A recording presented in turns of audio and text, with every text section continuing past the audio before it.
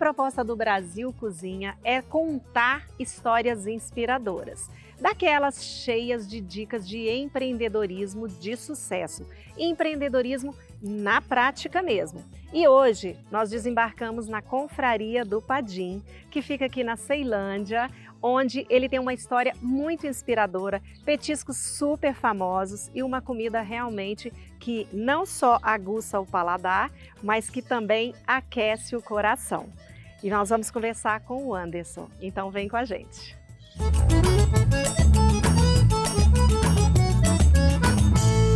Anderson, que delícia! Obrigada por nos receber aqui.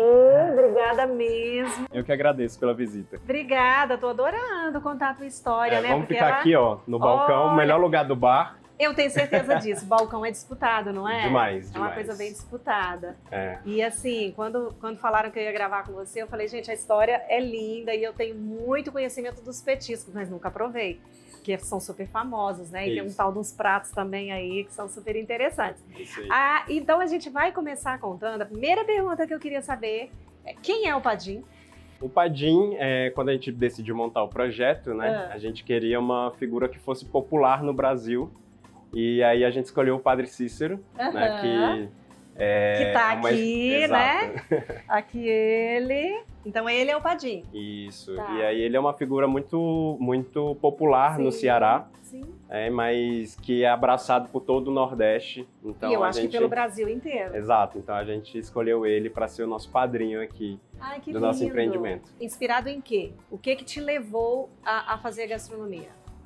A minha família, ela tem uma história muito bonita com comida. Né? Tudo na minha casa, ela é em volta da mesa. Né? Então, momentos bons, felizes, conquistas, perdas, tudo é em volta da comida. E eu estava, na época, estudando para a UNB e descobri o curso de gastronomia. Uma semana depois, eu já estava fazendo gastronomia. Ah, é isso aí. Então, a inspiração foi da própria família. Ou seja, Exato. Você já cresceu num meio familiar que todo mundo já gostava da gastronomia e você resolveu investir nisso para sua carreira. Exato. Né? E aí, pelo que eu entendi, então foi de acordo. Aí você foi levando até chegar a pandemia. Então, a pandemia te impulsionou para poder montar um negócio, é isso? Exato. Então, sempre trabalhei autônomo e com os contratos suspensos, eu precisava dar um jeito, né, de rentabilizar, né, o meu trabalho. A gente estava com a pandemia já em declínio, né? Então as coisas já estavam voltando ao normal e foi quando a gente decidiu chamar os amigos e montar uma confraria. Muito bom, muito interessante. E aí, nesse momento, você precisava criar um conceito para a confraria. E aí, o que te inspirou, o que te levou ao Padim, né? Ao Padre Cícero, enfim, qual foi essa imaginação, essa inspiração que você teve, para assim, bom, eu preciso montar um negócio. Eu sei cozinhar, eu tenho um monte de amigo, então peraí, eu preciso fazer alguma coisa para poder ganhar dinheiro, né? Para poder empreender, que o resultado é ganhar dinheiro. Mas como que você chegou nisso? Então, meus amigos são todos botequeiros, né? Então a gente aproveitou esse ensejo, né? De oferecer algo que a gente já sabia que ia dar certo. Né, que era a comida de boteco, né? Então, e o Padre Cícero entrou porque a minha família, por parte de mãe, é da cidade do Juazeiro do Norte, que é de onde vem a figura do Padre Cícero. E, a princípio, a gente ia servir comida cearense, comida nordestina. Né? Então, por isso essa ligação, né, que não é só da figura, mas muito afetiva também, né? Muito bom!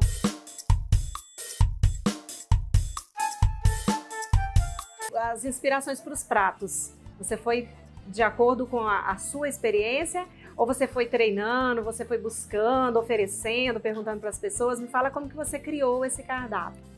Então, no começo, eu comecei a fazer o que era feito na minha casa, né? Então, o nosso primeiro prato de sucesso foi a dobradinha, né? E quando estourou, né, que as pessoas começaram a vir com bastante frequência, aí eu precisei, né, pensar em algo que fosse mais prático, né, que as pessoas passassem, Custo mais baixo. e o custo mais baixo, né? E foi aí que a gente entrou nos petiscos de estufa, né? A gente tinha uma estufa... Aqui temos aqui, para quem, né, quiser saber o Isso. que é uma estufa, são os petiscos que ele faz e ficam prontos aqui. Exato. Que aí qualquer hora que a pessoa chega, ela vem e tem esses petiscos, né? Isso, então a gente tinha uma estufa que era velhinha, né? E aí a gente decidiu aproveitar e foi tanto sucesso que a gente precisou comprar uma maior para conseguir atender a demanda, né? Então a gente foi selecionando, né, coisas que eu já gostava de comer, que eu gostava de fazer e começar a oferecer aqui no bar. Mas a dobradinha, ela não era um petisco. Não. É um prato mesmo. Exato. E aí dentro da questão dos petiscos de estufa, o que sobressaiu, vamos dizer assim? Então hoje o petisco que a gente mais faz, né, e que a gente mais vende é o disco de carne, que foi o nosso primeiro petisco da estufa. Vem de uma inspiração, eu trabalhei também em Anápolis uma época e eu sempre parava num posto de gasolina para comer o disco de carne deles, lá em Alexânia. E aí eu pensei, vou fazer o meu próprio disco de carne, né? Só que a gente fez uma repaginada, né, tanto na composição dos ingredientes e também na forma de servir. E aí coloquei um queijo para rechear, né? Então, daqui a pouco a gente vai mostrar esse petisco para vocês. Então foi o primeiro que a gente fez e hoje é o que a gente mais vende.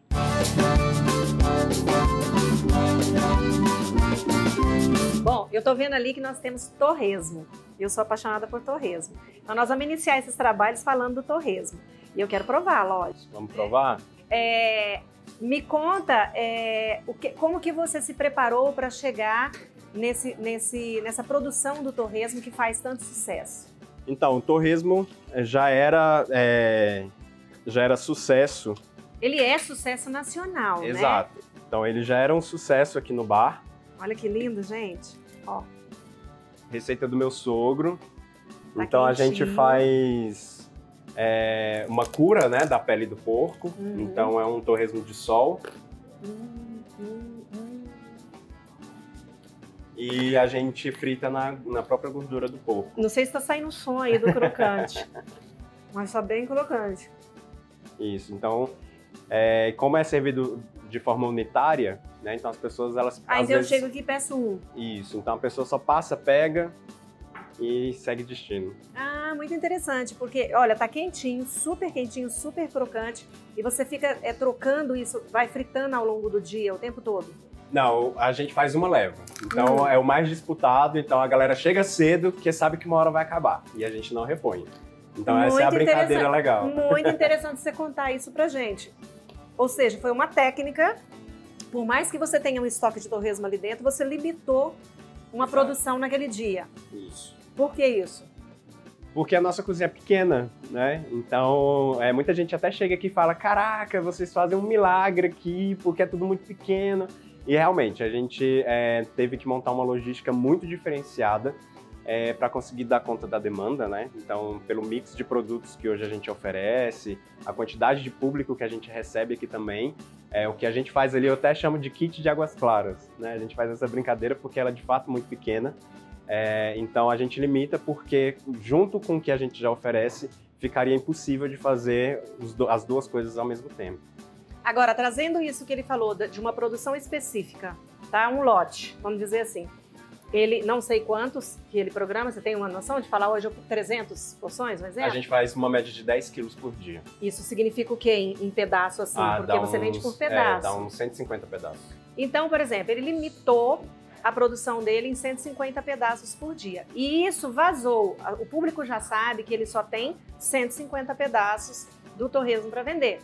Isso é muito interessante, primeiro, como um marketing, como uma ação de marketing, e segundo, que ele consegue vender isso tudo num tempo recorde, porque as pessoas vão querer correr para poder pegar. Senão é só amanhã. Então, o que é muito interessante a gente trazer isso para dentro do empreendedorismo? É você realmente ter um carro-chefe, tá?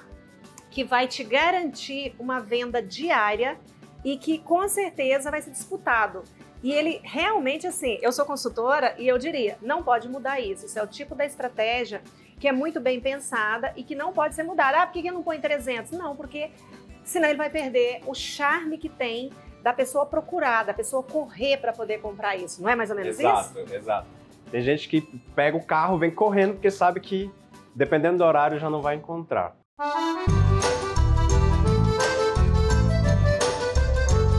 Agora me conta o seguinte, como que você estruturou a sua operação em questão de horários e do que você está servindo? Você hoje, café da manhã, você não tem, né? Não, então hoje a nossa operação ela funciona a partir das 16 horas, de terça a sexta-feira. E aí no sábado que a gente serve almoço, a gente abre às 11h30 da manhã. Ah, então você não tem almoço durante a semana? Não, não. Mas isso foi pensado, você fez uma pesquisa, você viu que não tem público para o almoço desses dias? Isso, aqui as pessoas normalmente, as pessoas aqui, os moradores, né, da região, a maioria trabalha no plano, né?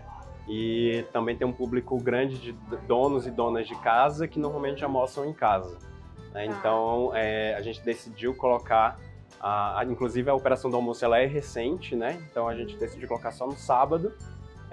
E aí a gente vai começar a estudar também para colocar na sexta-feira. Agora, quando você escolheu esse ponto aqui, você escolheu em função de você morar por perto, você viu que era onde estava no meio dos seus amigos, enfim, me conta um pouquinho sobre a escolha do ponto, que isso é fundamental dentro de uma consultoria. Ou seja, na hora de você empreender, a escolha do ponto, ela conta muito. Com certeza. Aqui o bar já existia, né? A estrutura do bar já existia. E na época, né, a minha esposa, a minha então namorada, ela morava aqui em cima. Então o bar era do meu sogro e aí a gente decidiu, né, depois do sucesso que foi, a gente decidiu adotar o espaço, né, e na verdade transformar o ponto, né, porque aqui era muito parado, aqui não tinha movimento.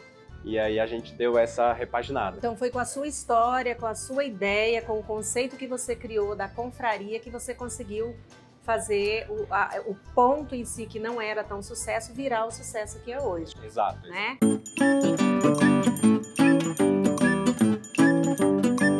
E a gente sabe que petiscos e comidas de boteco precisa de bebida boa, né? Exato. Eu acho que não pode faltar caipirinha, cerveja gelada, E olha o que chegou aqui. E eu vi que você investiu muito na cachaça, né? Nós temos ali uma infinidade de rótulos de cachaças. Isso foi pensado? Foi traçado isso? Seus amigos influenciaram nisso? Me conta um pouquinho sobre esse monte de rótulos que você tem aqui das cachaças. Isso, a gente tem uma demanda que é bastante, né, do público da cachaça, das doses, né? E hoje o nosso trabalho é de trazer rótulos cada vez melhores, né, para oferecer para o nosso público. Principalmente porque a cachaça, ela muitas vezes está vinculada a um problema social que a gente tem, né, de alcoolismo. Então a gente vem trazendo aí essa produção, sempre com muito conteúdo, né, de como é que a cachaça é feita. Então justamente para a gente desmistificar esse mundo da cachaça. Isso aqui é o nosso rótulo, né, que a gente fechou uma parceria com os produtores lá da Fercal. Foi feito para vocês. Exato, exato. Muito legal. E é produção de Brasília? É produção Isso, local? É isso, é o pessoal lá da Fercal. Qual a diferencial dela? Além do padim. A coloração, né, a gente vê que é bem diferenciada das cachaças armazenadas no carvalho, e aí a gente usa o barril de jatobá. Ah, da madeira de jatobá. Isso. Isso deve dar um outro aroma, um outro sabor isso, também. Além da coloração, o aroma Entendi. E o sabor dá uma E foi em diferenciada. homenagem, então. Isso. E é a que mais vende, não?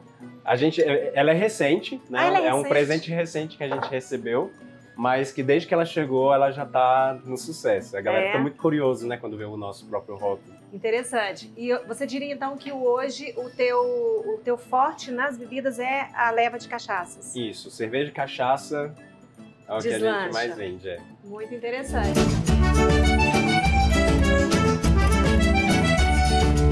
Você diria que a cachaça dentro do seu negócio, do seu modelo de negócio, do conceito que você criou, com toda certeza faz diferença no teu ticket médio? Sim, sim. Eu quero provar do padim. Vamos provar? Vamos provar. Já que hoje não tem o que fazer, né, gente? Estou no boteco. Comida de boteco, petisco de boteco, e com toda essa inspiração, a cachaça faz diferença. E olha que eu já tô na caipirinha aqui. E tá uma delícia essa caipirinha, mas a gente vai falar dela daqui a pouquinho. Então você vê a coloração dela, que é bem diferenciada. Olha.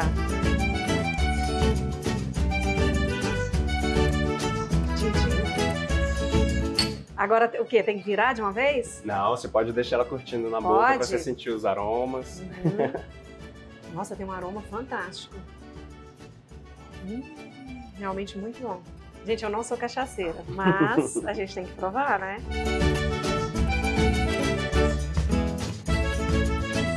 Você vê que não é aquela cachaça que desce rasgando, né? Ela é super macia, redonda. Exato. É bem redonda, ela envolve a boca. E não queima realmente. Não queima. A gente, inclusive, ensina muito dos clientes. Cachaça, gente, a gente não vira. A gente sempre tem que estar desacelerando a galera, porque todo mundo já é acostumado a virar. Pois é, e aí perde um pouco da essência, Exato. né? A mesma coisa de você pegar uma taça de vinho e de repente virar essa taça de vinho sem sentir, sem olhar a cor, sem sentir o sabor, sem sentir o aroma. Então eu acho que é mais ou menos voltado porque é a cachaça, né? E olha, nós estamos num bairro que eu tô adorando gravar aqui. Porque o tempo todo é assim, passa um carro de pamonha, passa um outro carro fazendo propaganda. E eu acho que isso influencia muito no negócio do Anderson, né? Com certeza. Faz um contexto, cria um clima, né? Exato. E nós vamos fechar esse bloco e vamos pro próximo bloco, onde a gente vai falar mais dos petiscos, a gente vai contar mais da história dele. Então fica com a gente que a gente volta já já.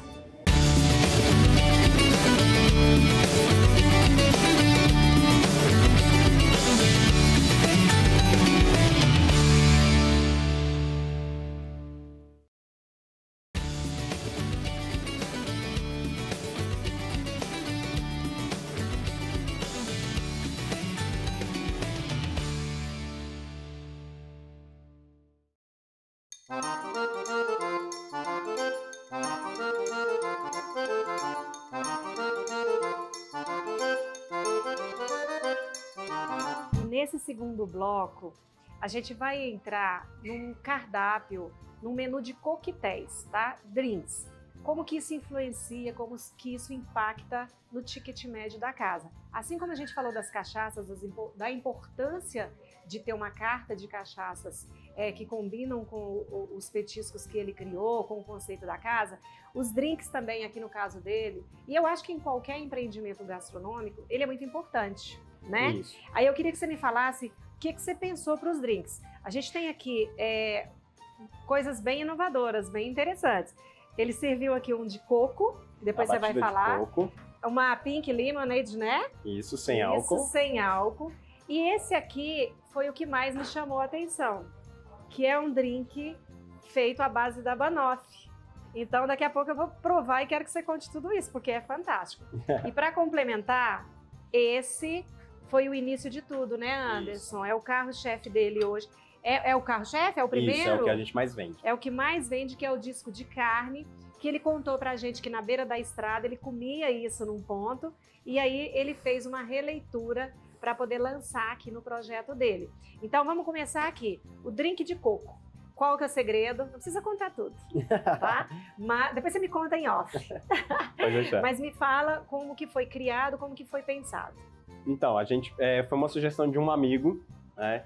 E nas experiências que eu já tive na Bahia, né, aquelas carrocinhas cheias de luz, as frutas penduradas. É uma batida. Exato. É uma batida, gente. Então, assim, a ideia foi trazer, né, essas lembranças, essas experiências lá de Salvador para cá, para Brasília, só que com ingredientes de boa qualidade. Então, lá era aquela vodka meio duvidosa, aqui a gente substituiu pela cachaça, uma cachaça de qualidade. Então a gente pegou a lembrança e deu a melhorada. Gente, é muito bom, sabe por quê? Tem uma crosta de coco aqui em volta. E, primeiro que realmente me lembrou, você não tinha falado que era batida. Quando eu tomei, me remeteu exatamente àquelas batidas que a gente toma no meio da rua, aquela bebida de rua mesmo. Exato. Super cremosa, docinha, e tem essa crosta de coco e com um sabor assim surpreendente. Muito legal, parabéns!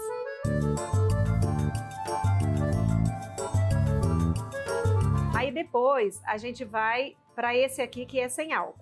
Isso, a gente tem um público, né, o amigo da vez, que a gente tem que lembrar dessa galera, né, que é a galera que vem pro bar, mas tem a responsabilidade de levar todo mundo para casa. Né? Tá. Então a gente fez uma releitura também da Pink Lemonade, que é o que é mais pedido tanto entre as pessoas que não bebem, como também para as crianças que tomam bastante ela aqui no bar.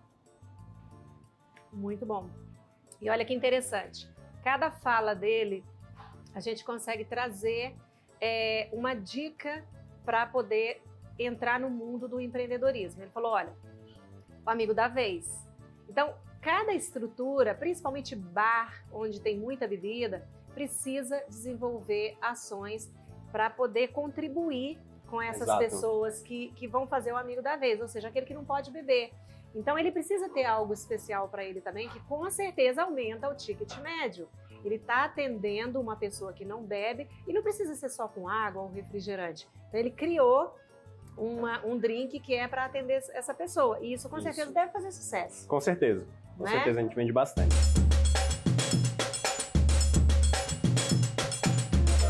Eu vou partir aqui para o disquinho. Disquinho, gente, não é bem assim, não. Ó, é um discão, né? Tá com uma crosta super crocante. Ele vai falar sobre isso também. E agora eu vou partir para a gente ver o que é que tem dentro. E o legal disso aqui é ele ter feito uma releitura de uma coisa que ele passou, que ele comia por acaso, que ele gostava. Isso. E aí você trouxe para poder empreender com isso. Me conta sobre ele.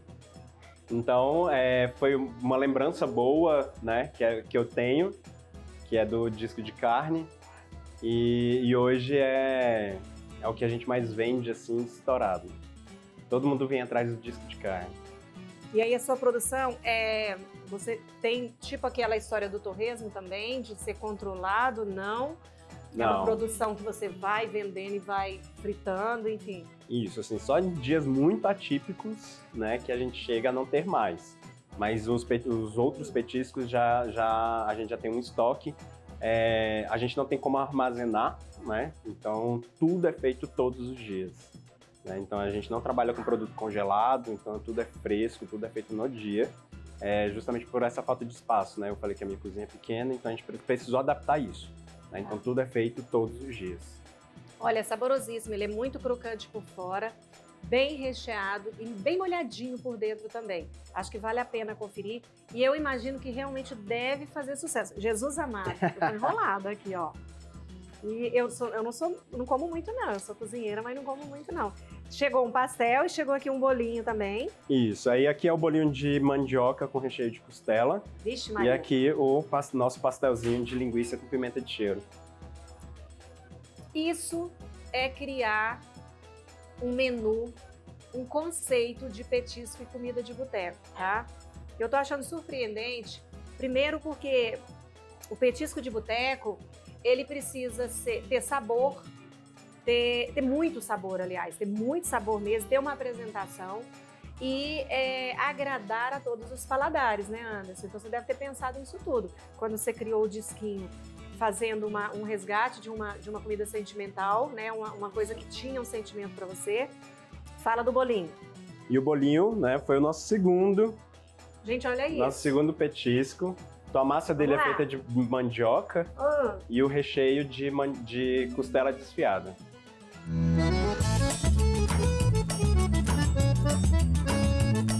O pessoal aqui, o nosso público não era habituado com a panko.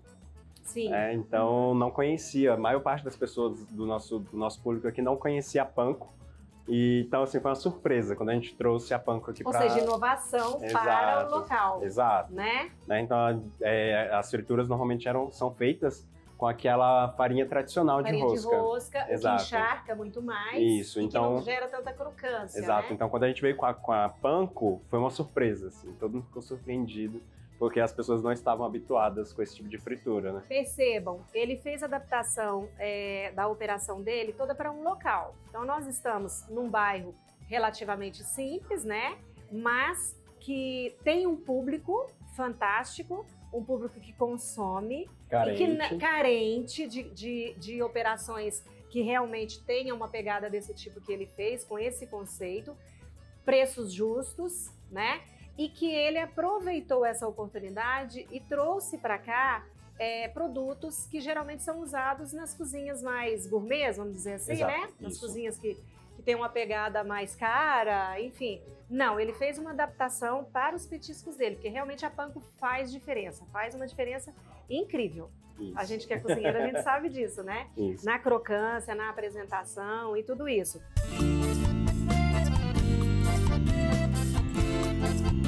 Vamos falar da banoffee agora, do drink de banoffee, porque ele tá aqui quietinho, mas eu achei uma das criações mais fantásticas que você fez aqui. Quero canudinho, não. Vou usar isso aqui. Beleza. Me conta qual foi a inspiração e eu vou ver se realmente tem sabor de banoffee. Então, a inspiração, a gente vem de uma sequência de produção de sabores, né, de batida. É uma batida. E aí a gente, casando ali os ingredientes, eu falei, pronto, acho que a gente tem ingredientes para produzir uma de banoffee. Né? Então, a gente usa o licor de doce de leite, a cachaça de banana e outros ingredientes que compõem, né? E aí remete ao sabor da banoffee. E remete mesmo. É muito interessante. Banoffee tá super em alta, né? Exato, a gente precisa aproveitar. É muito interessante, gente.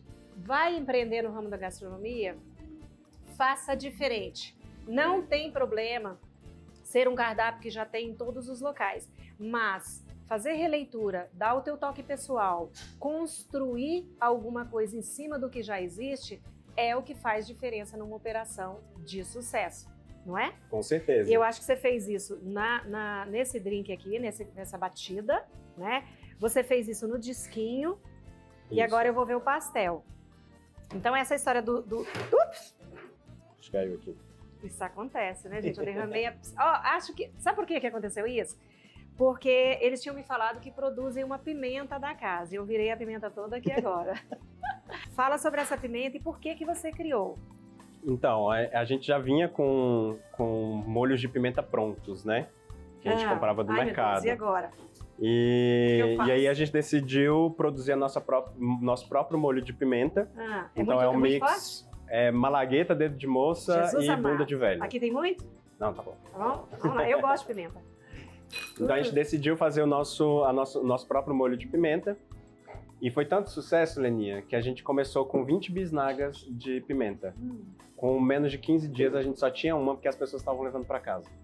Levando de roubar? É. Então a gente mudou a embalagem, né? Tem um vidrinho fechado aí para eu poder botar na bolsa, gente? Hashtag ficou a dica? Então a gente fez essa brincadeira com os clientes, né? Ai, agora a gente foi muito, hein? E os clientes super, né? A gente virou uma piada isso, né? Sobre o furto das pimentas aqui da casa. Gente, que legal! Mas então, isso é uma forma de empreender. E você não colocou ela à venda? Não, a gente agora está estudando, né? Para produzir o próprio rótulo, estudando a embalagem, porque com essa história do furto de pimenta, todo mundo, então vocês já podiam colocar para vender. Então, exatamente nosso próximo produto. Isso chama-se dentro do empreendedorismo aproveitamento de oportunidade. Ou seja, ele começou a notar que a pimenta estava sendo furtada, né? As pessoas levam. E isso acontece demais, né? Com copo, às vezes um copo diferente. E aí você tem que usar esse momento como um aproveitamento de oportunidade.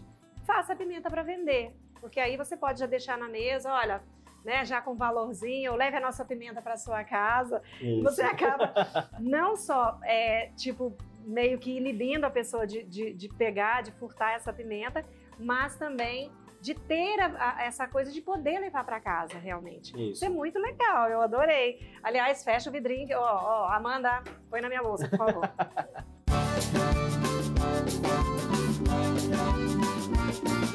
Olha, eu não sei o que vai ser aqui. Isso aqui é um croquete. Essa é a croqueta de leitão. Olha, croqueta de leitão. Agora eu não vou deixar a pimentinha de fora.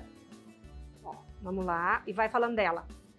Então é uma massa que a carne ela fica, né, cozinhando de longa duração, cozimento de longa duração, e depois a gente faz a massa da croqueta com a carne e o próprio caldo do cozimento, né? Extremamente cremosa, muito bom, muito bom. Ele falou de cocção em baixa temperatura. O que significa isso? É você pegar uma carne, por exemplo, que é a costela, que é considerada uma carne dura, né? Mas que tem um sabor inigualável, realmente um sabor surpreendente.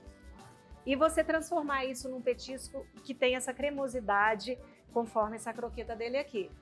Então essa carne ela é coccionada em baixa temperatura, não sei por quantas horas que você faz, qual é o processo. É uma média de 2 horas, 2 horas e meia. Que ela ele ainda anda rápido.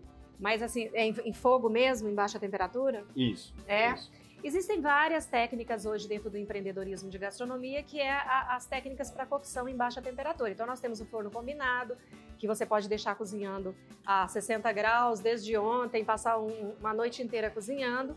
Você pode trazer isso para o fogão, que é o caso dele, botar em baixa temperatura mesmo, um foguinho baixo, e deixar isso aí ali cozinhando lentamente até se desmanchar todo. Isso. Assim como as técnicas do vácuo, do sous vide, enfim, né, que consegue fazer essa textura que ele criou aqui.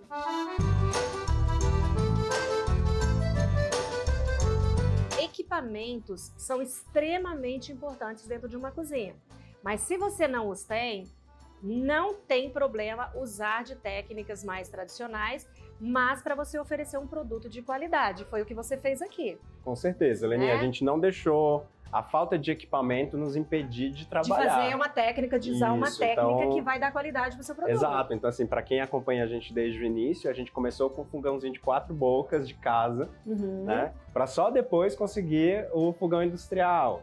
Né? A gente começou com a geladeira de casa, para só depois a gente tem um freezer profissional. Então, a gente começou ali do iniciozinho e foi crescendo aos poucos. E o que é legal é que o nosso público gosta de acompanhar essa evolução.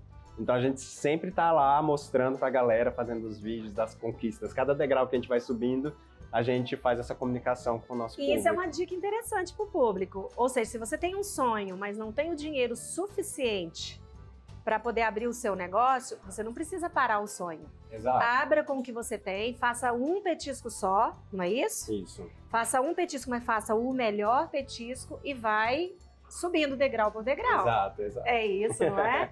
Aí ele falou de uma outra coisa importante também, que hoje dentro do mundo do empreendedorismo, seja da gastronomia, seja de onde for, é a questão do marketing. Ele falou assim, olha, a gente fica aqui fazendo uns videozinhos, mostrando o nosso crescimento, mostrando aonde vai dar, o que a gente conquistou. Saímos de uma estufa que era uma estufinha velha, antiga, e compramos uma nova. Saímos de um freezer de casa e passamos... Isso chama-se você investir no marketing, na publicidade, nas redes sociais. É isso que você quis dizer, né? Isso. Então, assim, desde a escolha lá do Padre Cícero, que a gente queria uma figura popular, a gente queria criar esse senso de comunidade, né? Então, hoje, a nossa relação com o cliente é fazer com que ele se sinta parte da nossa história. Então, a gente tem essa relação de proximidade com eles, e isso é que ajuda a fidelizar o nosso cliente. Olha isso. Isso é uma coxinha. Isso. Ó. Daniel, nós vamos conversar. Gente, tá muito bom, muito bom mesmo. Eu já não tô aguentando mais comer de tanto petisco interessante. Muito legal. Coxinha também, com toda certeza, faz sucesso, porque é um sucesso nacional. Sim, né? Hoje é o nosso segundo petisco mais vendido. Né? Então ele sempre tá ali acompanhando, normalmente, a quantidade de disco vendidos também. Então fica ali eles disputando o primeiro lugar. Essa eu vou botar na bolsa, porque eu não dou conta de comer tudo que tá aqui, não.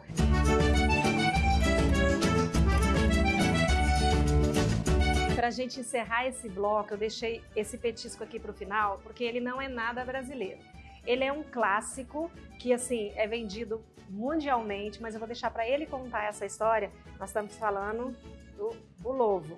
Olha isso aqui. Isso é bonito. Esse não é? Eu adoro, assim, eu realmente acho um petisco super fantástico. Eu queria que você contasse para as pessoas a história do bulovo e por que você colocou ele aqui. Porque ele não tem nada a ver, entre aspas, com a proposta do petisco de boteco brasileiro. Isso, então, né? Inicialmente é um petisco que eu gosto muito. Então, nas minhas viagens de São Paulo, eu sempre ia lá atrás de um bom bolovo.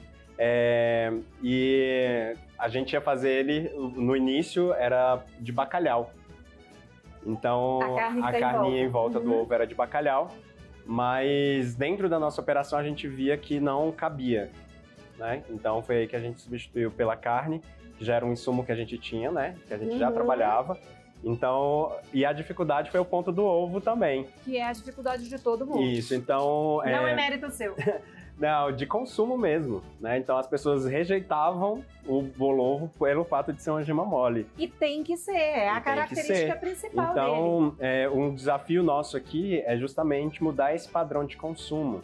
Né? Então aqui a gente tinha uma rejeição em relação a ele devido ao ponto da gema, né? Que é a gema cremosa, né? Brilhante, como ela deve ser. E aí a gente foi explicando para as pessoas, né, a origem, como é que ele era feito, né, o tempo de cozimento para a gente ter esse ponto.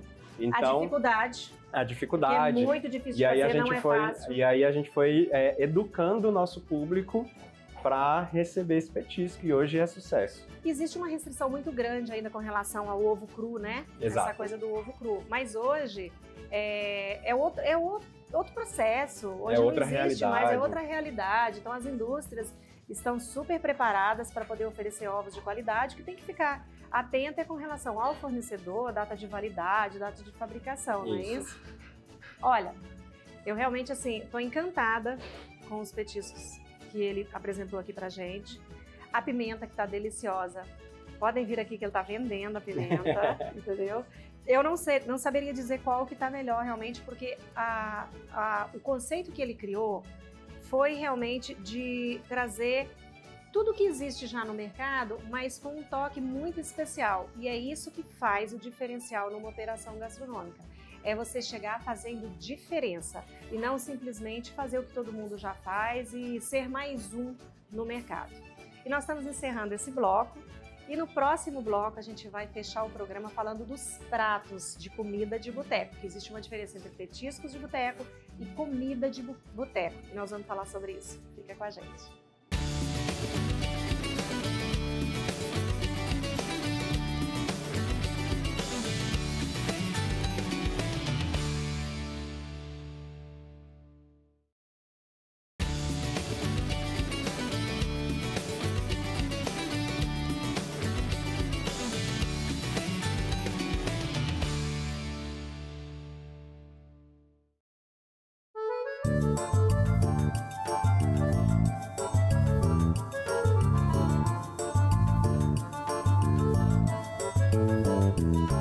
Nós vamos iniciar esse terceiro e último bloco falando de alguns assuntos polêmicos, que é mão de obra, fornecedores e a nossa extensa carga de impostos.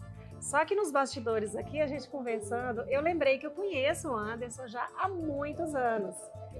A gente dava aula, eu dava aula num determinado local que ele trabalhava lá nessa época. Isso. E depois você passou a dar aula também. Também. Olha que coincidência, a gente está falando aí talvez de uns 10, 12 anos, alguma coisa assim. Repare que tá passando um carro daqueles de só, que é típico de cidade do interior. Um bairro bem, aqui eu falo que é um bairro bem interiorano mesmo, né? Aqui todo mundo se conhece, os vizinhos sabem um nome do outro, então é legal. Aquela farra. E toda hora passa um carro de alguma coisa, vendendo coisa, fazendo propaganda do outro, mas a gente vai continuar assim, porque eu acho até que faz parte desse contexto como um todo, né? Do seu bar, da sua operação. Anderson, você de funcionário virou empreendedor. E hoje você sente na pele o que o teu patrão sentia à época, né? Isso. A gente tem muito problema, todas as operações, eu acho que todos os segmentos, não só na gastronomia, a gente tem muito problema de mão de obra hoje, né? Problema de falta de funcionário qualificado, enfim. Como é que você resolve isso hoje? Então, hoje a gente optou, né, por um público mais jovem, mais descolado, e a gente não queria que os nossos funcionários fossem diferentes disso, né? Justamente para casar com a comunicação que a gente já tem, com a linguagem que a gente já usa, e também para fugir daquele padrão, daquela caixinha que normalmente os bares têm, né? De um uniforme mais, né, mais social, certinho, mais social, né? Então, a escolha da nossa equipe, ela é feita de maneira bem criteriosa e partindo do princípio de que sejam pessoas que gostam de estar aqui. Então hoje a nossa equipe contei com mais de 17 pessoas, né, que estão envolvidas na operação. Então, e é algo que eu fico batendo na tecla o tempo inteiro, né, de que a gente precisa trazer a comunicação que a gente faz na internet para a realidade, né, para o dia a dia daqui. Então esse é o nosso grande desafio.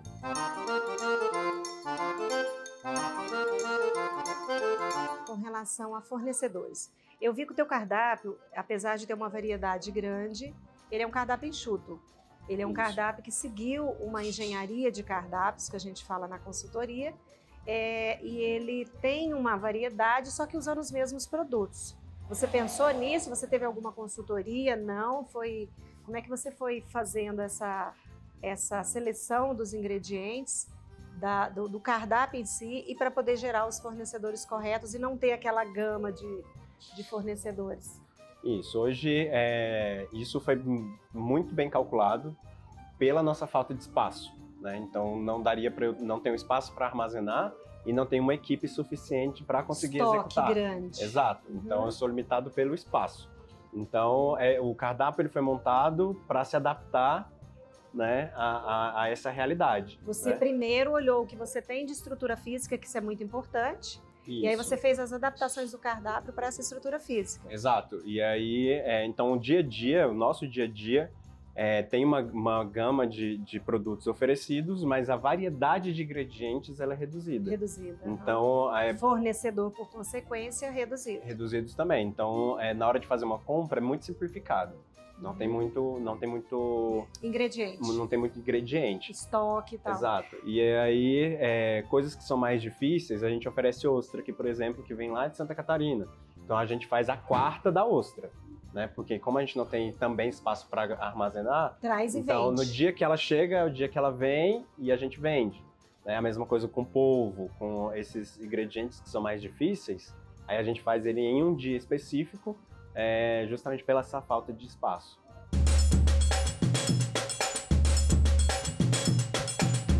Num primeiro momento, jamais alguém pensaria em servir ostra aqui. Exato. Não é verdade? Eu imagino que você, à época, deve ter pensado muito e ter falado, cara, eu vou investir na ostra, mas você deve ter duvidado que ia dar certo. Mas o que ele fez? Ele pegou um produto de altíssima gastronomia, um produto que é difícil de ter fornecedor, difícil de agradar o paladar e investiu nisso. E foi sucesso? Sucesso, Leninha. Tá vendo? Sucesso. Toda quarta a gente tem aqui disputa de quem vai ficar com as ostras. Olha, gente, que barato isso. Eu, como consultora gastronômica, se me chamasse para abrir aqui o bar dele, no início de tudo, eu jamais pensaria em colocar a ostra. Então, eu tô aprendendo com você hoje porque realmente dá para poder investir em algo que eu não pensaria para cá, tá? Eu acho que o estabelecimento tem a cara realmente do petisco de boteco, daquele boteco de esquina, aquele boteco que é para amigos sentar, rir, conversar, falar mal da vida dos outros. E comer e beber, assim, comida boa, mas numa coisa muito descontraída. Então a ostra, no meu modo de entender, não caberia aqui nunca. E eu estou surpresa e acho fantástico e te parabenizo por isso, porque realmente eu não colocaria a ostra aqui. Então assim, apesar de eu adorar. Foi um desafio, né? Então a gente gerou curiosidade em cima do insumo. Aqui, então a galera vem pela curiosidade, vem porque o produto é mais elitizado, então eles também querem esse produto vivenciar essa experiência. Então, porque às vezes ele não tem nem coragem de ir lá no plano e adentrar um local que tenha ostra, mas ele tem aquela curiosidade. Cara, eu vou comer ostra ali. Então ele vem primeiro pela surpresa, por querer falar, né? Pode até ser que ele não goste, mas ele teve a oportunidade de comer essa ostra e aí pode gostar ou não. E você apostou, empreendedoristicamente falando, você apostou num produto e que no primeiro momento você já podia ter percebido, não, foi um fracasso, vou jogar essas ostras fora e não tirou do cardápio. Mas foi sucesso. Sucesso, até hoje. Isso é aproveitamento de oportunidade, gosto muito. Parabéns por isso.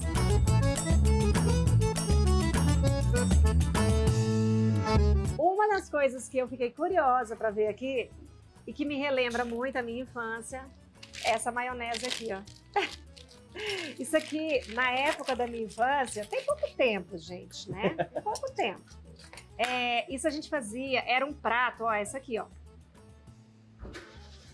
Tinha esse prato, era um prato de domingo lá em casa. Só que a minha mãe fazia com galinha. Então, nosso prato de domingo era maionese, essa maionese aqui tudo misturada, cenoura, batata, não sei o quê, e galinha caipira e macarronada. Ah, bom demais. Não é? Aí, aqui você tá servindo a maionese com cupim. Isso. Vamos falar sobre esse prato. Então, o cupim, ele é também cozido num cozimento de longa duração. Baixa temperatura. É isso. E o que eu gosto muito de falar aqui para os nossos clientes é que a gente... Vou pedir para meus câmeras pegar aqui, ó. Olha só. Olha isso, ó. Tá realmente desmanchando. Isso faz diferença porque o cupim, era considerado, até pouco tempo, como se fosse uma carne de segunda. Isso. E aí eu te cortei, mas continua. Então ele é um cozimento de longa duração. E uma coisa que eu gosto muito de frisar, né, para os nossos clientes, é que nada que a gente usa aqui é ultraprocessado, assim, de tempero pronto, é tudo feito da forma mais natural possível. Então a gente não usa esses temperos cheios de sódio nem nada, né? Então o cupim ele é cozido no vinho tinto, num cozimento de longa duração. E é servido com a salada de batata. A tradicional maionese lá do interior. É. Muito bom.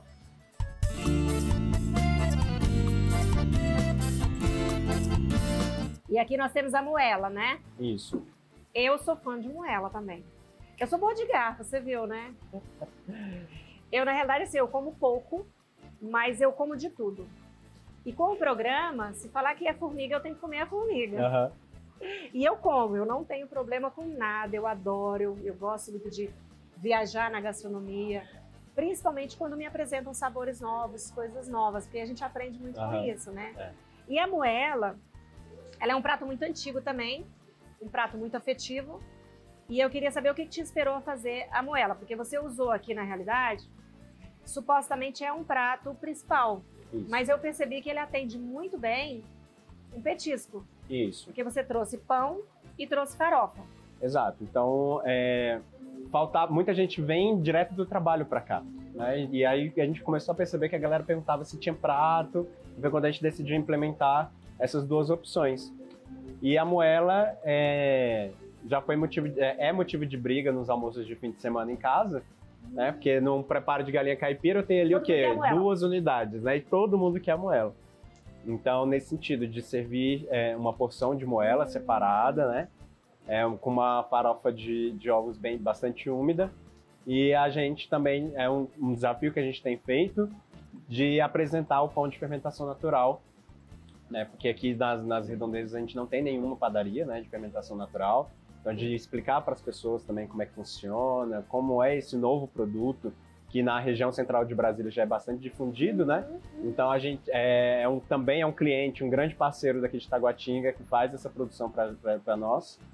E aí a gente decidiu também colocar na composição desse prato.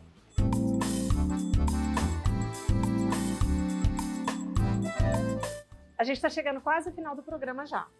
Então, primeiro eu vou fazer uma parte aqui para poder lembrar. Você falou que a moela é disputada na galinha de domingo. Tem 2 coisas que eu amo e eu vou te gerar um desafio. Vou fazer um desafio para você que eu acho que tem tudo a ver com a casa. Você vai fazer e vai me chamar aqui, eu vou testar isso e eu tenho certeza que vai ser um sucesso. Topa? Beleza. Pé de frango. É o segundo produto mais concorrido da galinha lá em casa. Lá em casa também. É a moela e o pé da galinha. Eu, pessoalmente, sou apaixonada com o pé. E o pé, você tem como fazer um prato fantástico com o pé. E eu acho que tem tudo a ver com a tua casa. Pode confiar, pode fazer e me chamar que eu vou vir aqui para poder provar. E eu vou gravar de novo, tá? Vamos. Quando o produto é bom, quando tem dedicação, o sucesso é certo. E a qualidade de vida de empreender é algo que eu nunca encontrei, né? Então hoje eu tenho uma qualidade de vida que eu sempre sonhei e que é fruto disso daqui, né? Então, mas o fruto só vem quando a gente não desiste. É isso aí, tá vendo? Então, se você tem um sonho, se você tá aí fechado num papel, tem uma ideia boa, invista nela. Seja de que forma for, procure um consultor, faça curso, assista o Brasil Cozinha, que tem muitas dicas maravilhosas de empreendedores que realmente fazem sucesso, que já vivenciaram na prática mesmo tudo que a gente está falando aqui. Então, são histórias reais e que pode te ajudar muito em vários pontos nessa caminhada, nessa jornada que é empreender no ramo da gastronomia. E nós estamos chegando ao final de mais um Brasil Cozinha, com essa história deliciosa com o Anderson, né, na confraria do Padim. Anderson, muito obrigada por ter nos recebido. Foi maravilhoso. Adorei, sua história é inspiradora. Tá? Muito obrigado. E siga em frente. Eu estou esperando o convite para comer o pé de galinha. Simbora. E é isso. E tudo isso, essa história linda e muito mais, você vê aqui no canal Empreender. Sabe por quê? Porque assistir já é um bom negócio. É isso aí!